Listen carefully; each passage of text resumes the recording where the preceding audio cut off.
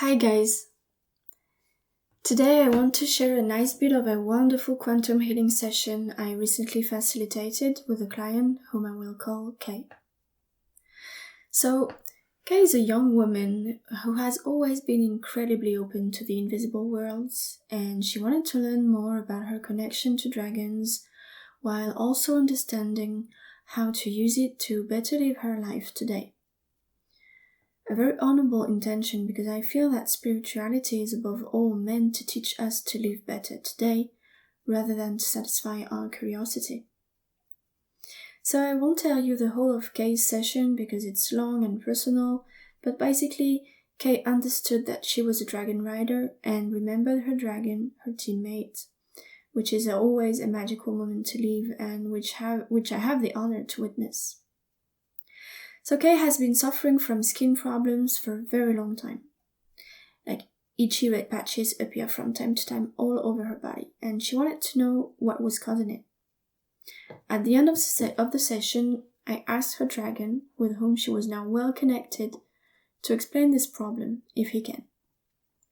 And at that moment, Kay understands and perceives a scene from another life, where she's a man in some kind of armor on a battlefield. There is a lot of suffering there, and a lot of death. Human, non-human, dragons. And in front of her is a furious dragon that has burned her on her arms, on her head, because the rest of her body was protected. So the next question follows naturally, and I ask why, in this case, Kay had to brought this problem with her back into her present life. And we are told that in fact, it was this skin problem that from the very beginning put her on the path of a personal and spiritual growth and led her here to this session on this day. So, okay, but why then? Why was it so important for her to reconnect to her dragon, to what she is or who she is? Well, the dragon said that it's because in this life it was important that at some point in her current life she remembered her connection with dragons, connection with her own dragon, and also she remembered her role as a dragon rider, so that she could evolve according to the role she has chosen to take on when she came incarnate on Earth. Then we learned that this drama also created a bond, like a contract, between the angry dragon and her. By what he did, he created a bond with her that lasts until he is healed. And dragons, being noble and loyal beings, often find it difficult to forgive their own mistakes, to heal from their own mistakes.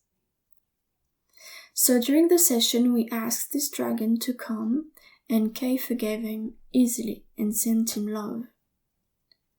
This helped the dragon to calm down a lot, because this dragon explained us that he had been manipulated and put into a state of suffering and anger that made him act in a way he bitterly regrets. He too was evolving, and where he is now, he's no longer the same, and he feels terrible about what he did to Kay. However, the healing given to this dragon by Kay, as well as my comforting words, have not yet been totally sufficient. So Kay understands that if the dragon can totally forgive himself, her skin problem will disappear. But for now, they are linked in this evolutionary process. So I'm sharing this excerpt from a session because I'm often asked how our past lives can help us heal our present life, how our past lives are impacting our current life, and how our past lives are impacting our current body in our current life. This is a very good example of a wound that goes beyond time, actually. However, be careful, because this is a good example of how past lives marks our current physical body, but this is not always the case. In fact, we can never predict what the answer will be before doing a session. Many of our current physical issues are mostly related to ourselves in our current life. Here, the skin problem was mainly there to guide Kay towards this reconnection that was the purpose of this skin problem. Because for some people, remembering who they are and their connection to the dragons is particularly important. But for some others, it's not. Each person will have a different story and a different trigger. Kay also clarified that in this war that she discovered during the session, there had been a lot of suffering and death, but she and her dragon survived. Sometimes we humans have such an intimate history with dragons that our evolution is intertwined with theirs, and some dragons still carry the wounds of suffering, just as we do. So that's it for today. But I'd be very happy to see you on the Facebook group Contact with Dragons, where you can share your own story and ask your questions to talk with other people. Also, please share this audio if you think it might benefit to others, and subscribe to my channel.